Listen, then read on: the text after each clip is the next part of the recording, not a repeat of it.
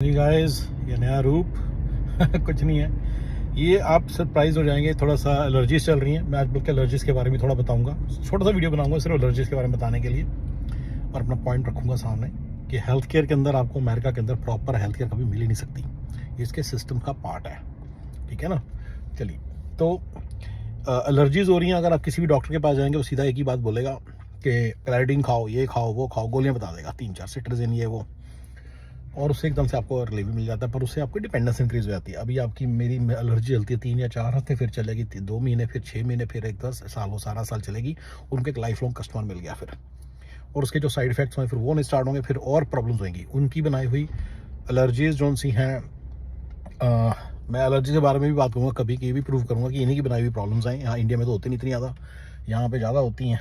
पर चलिए, उसके बाद यहाँ पे होती हैं, उसके बाद फिर ये उनकी दवाइयाँ खाओ, फिर उनकी दवाइयों से जो बीमारियाँ होती हैं फिर वो खाओ, फिर वो उनका मतलब उनसे आपको सफ़र करते हो, फिर आप फिर उनकी दवाई और दवाई, उन बीमारियों समझ इन्हीं की होती है, उन बारे में रिसर्च भी यही करते हैं, फिर उन बीमारियों के ऊपर रिसर्च करते हैं। तो उसके बाद फिर जो उसका उन बीमारियों का क्योर आता है वो भी फिर यही देते हैं, फिर उन बीमारियों पर भी वही रिसर्च करते हैं। उन फार्मास्यूटिकल कंपनी का एक पूरा चक्रम है, पूरा एक सर्कल है जिसको कंप्लीट करते हैं आपके ऊपर। एक बार आप फंस जाओ इनके चक्कर में फिर आप निकल नहीं सकते, ठीक है। चलिए हम अपनी बात करते हैं। देखिए, सिंपल सा चश्मा लगाने से, वैसे मुझे टोटली वो लगाना था ट्रांसपेरेंट, क्योंकि मेरे को तो ये मतलब मुझे कलर वलर का कुछ चाहिए नहीं था, बट वो मुझे मिला नहीं। बिल्कुल ही ट्रांसपेरेंट चश्मा लगाने से मेरी आंखों की एलर्जी के ऊपर इतना इफेक्ट पड़ता है कि एकदम से वो 90% ख़त्म हो जाती है। मेरी आंखों में चिरचिर होती रहती थी, चिरचिर इचिंग होती रहती थी, इचिंग ख़त्म हो गई बिल्कुल, ठीक है। दैट्स वन, सिर्फ चश्मा लगाने से। देखो आप ये नहीं कह सकते जो बंदे ने 10,000 बारी सिट्राजिन खा ली है या क्लैरिडीन खा ली है, अरे देखो इस पर तो फ़र्क नहीं पड़ा। और हर एक बार हर चीज़ का फ़र्क नहीं पड़ता। अगर आप वैसे सारी दवाइयाँ सारा दिन खाते रहते हो, फिर आप सिट्राजिन नहीं भी खाई तो भी आपको उससे जल्दी से फ़र्क ना पड़े किसी चीज़ का, क्योंकि आपकी बॉडी ऑलरेडी मतलब ख़राब हो चुकी है। चलिए, लेकिन वो अलग पॉइंट है। और दूसरा, इन जनरल कहीं पर वैसे भी नहीं फ़र्क पड़ता, तो इसलिए not everything is for everybody. पर नेचुरल थेरेपी में बड़ी ताकत है, और कभी भी गोरा आपको या अमेरिकन डॉक्टर आपको कभी नहीं सजेस्ट करेगा कि आप ये नेचुरल चीज़ कर लो। अब मैं आपको बताता हूँ कि मेरे को जो नेज़ल एलर्जी थी वो तो बिल्कुल, देखो मैं आराम से चला रहा हूँ, middle of the allergy season में मुझे एक भी छींक नहीं आ रही है, ठीक है। I tell you what I did.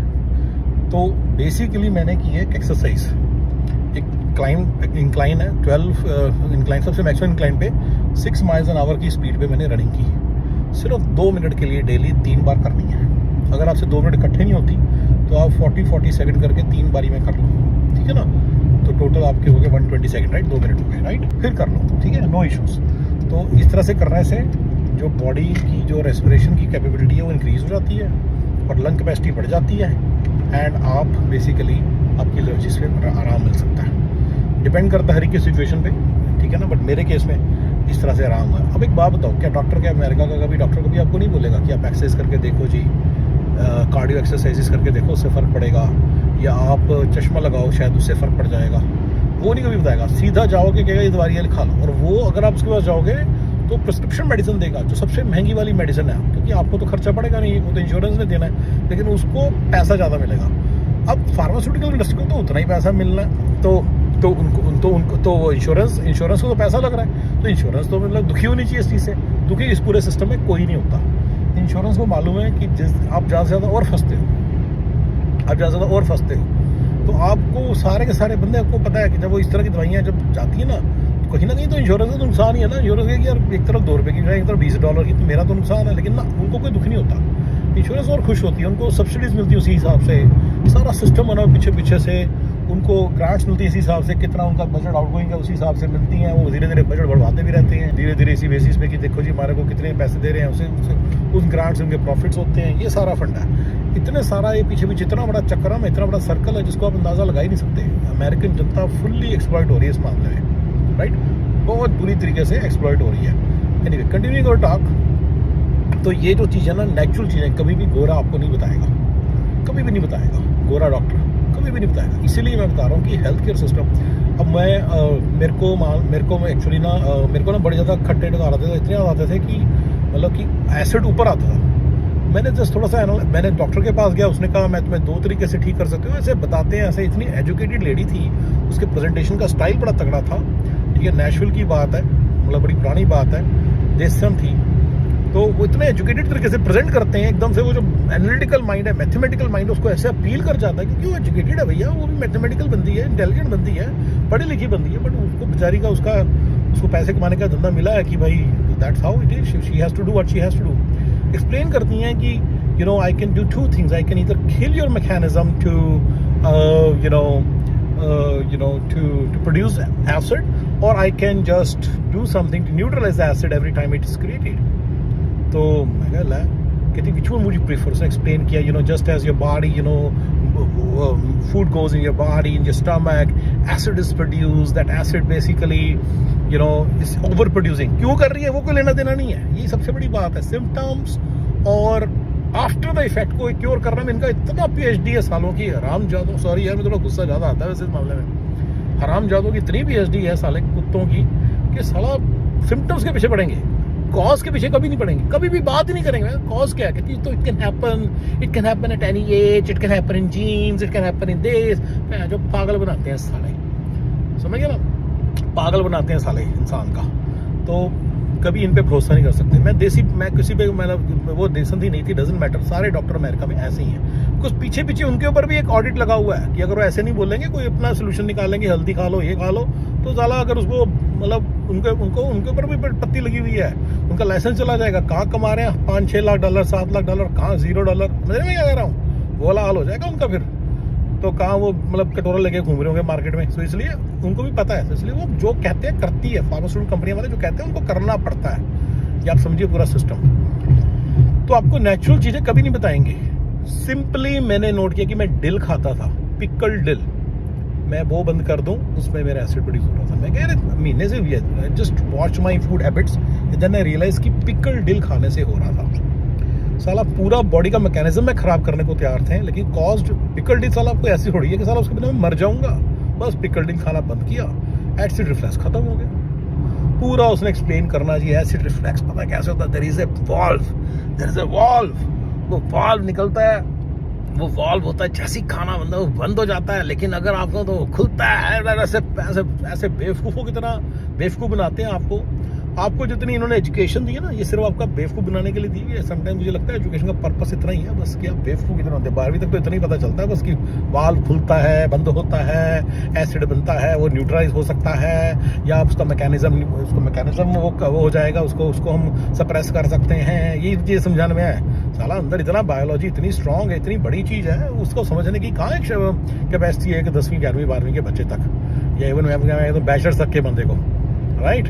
तो ये इनकी जो एजुकेशन है, या जो भी एजुकेशन, या वेस्टर्न एजुकेशन है, कुछ खास ऐसे कुछ पता नहीं चलता इंसान को ना, उसका एनालिसिस बस इतना ही बस बता देते हैं कि विटामिन डी कैलोरी, ये वो फालतू बातें, उसको 2 चीज़ें समझ में आ जाए। तो कभी आपको नेचुरल चीज़ें नहीं बताएंगे। मेरा टॉपिक में वही मेल है कि नेचुरल चीज़ें आपको कभी नहीं बताएंगे। They will never tell you anything natural. हमेशा आपको इस तरह की चीज़ें बताएंगे ये जी सिम्टम्स को कैसे ख़त्म करना है। पेन हो रहा है तो ये लो पेन किलर लो, दुनिया का सबसे गंदा pain killer, steroid based pain killer आपको दे देंगे। इतने हरामजादे होते हैं अमेरिका के अंदर, हेल्थ केयर सिस्टम की बात बता रहा हूँ, इतने हरामजादे हैं यहाँ के डॉक्टर्स इन जनरल। मतलब डॉक्टर्स को नहीं बोलना चाहिए यहाँ के, क्योंकि उनके हाथ में कुछ नहीं है। अगर सिस्टम बोलो, इन डॉक्टर्स को कुछ नहीं बोलना भाई। डॉक्टर्स नहीं अपनी मर्जी से कुछ कर रहे, डॉक्टर्स तो सिर्फ उनके दबाए हुए एजेंट्स हैं, जिनकी उन्होंने ले लेनी है बुरी तरह से। अगर उन्होंने अपने माइंड को लगा के कुछ किया तो डॉक्टर्स तो एक एजेंट है बेचारा, जो उसको कहा जाता है उसको वो करना है।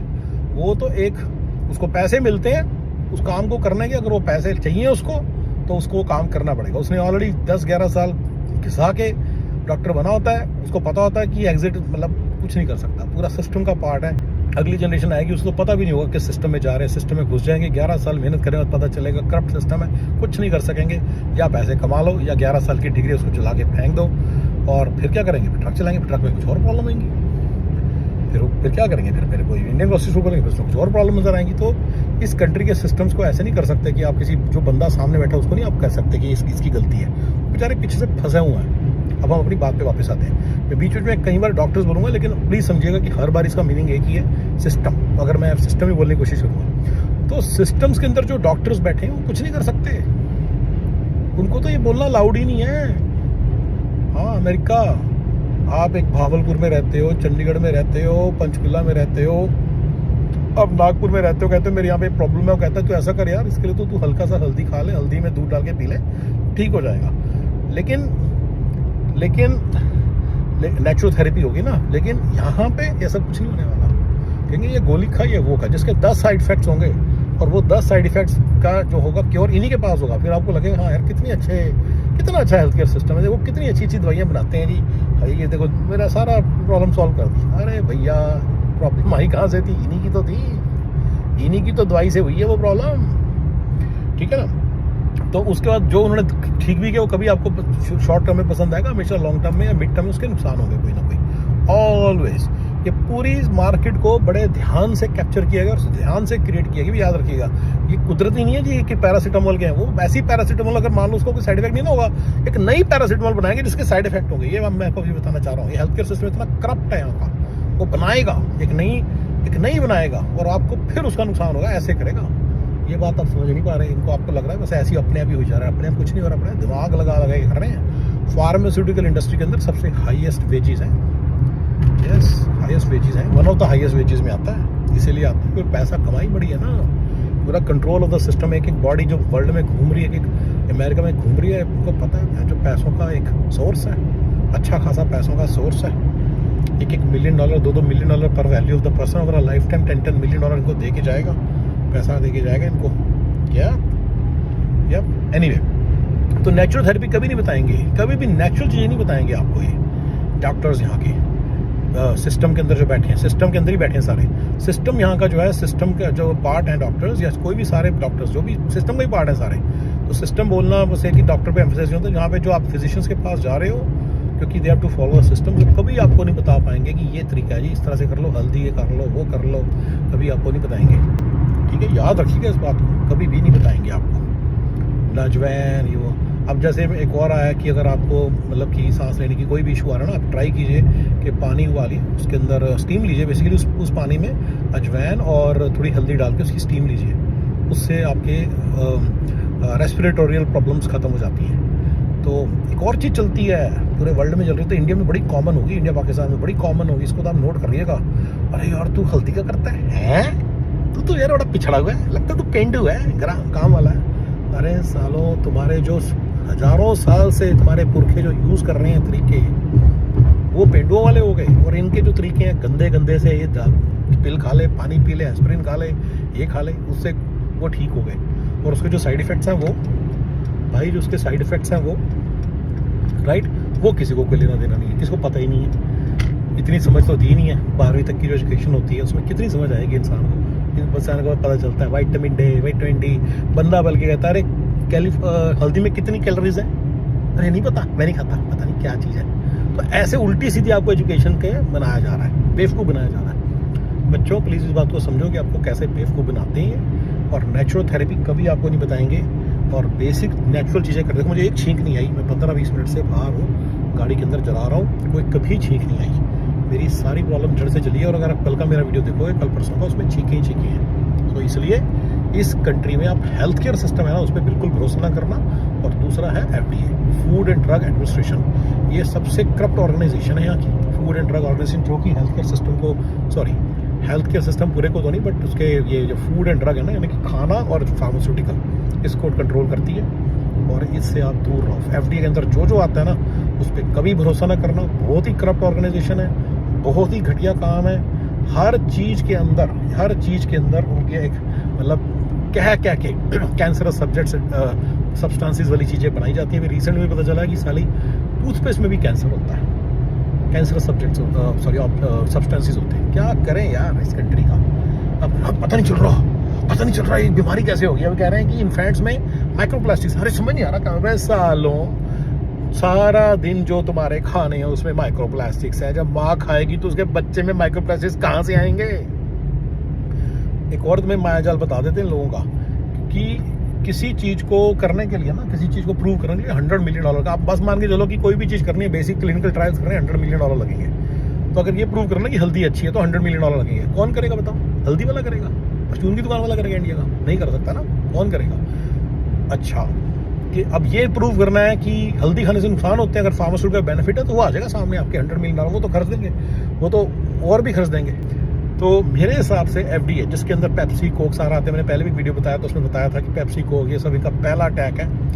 एफडीए इनका पहला वेपन है जिससे ये किसी कंट्री पे अटैक करते हैं, उसके अंदर बीमारियां डालते हैं, उसकी ज़रूरतों को इंक्रीज करते हैं। बंदा आराम से अपने घर में बैठा है, उसके घर में बीमारी घुसा देते हैं पेप्सी कोक बर्गर शर्गर ये सब चीज़ों से।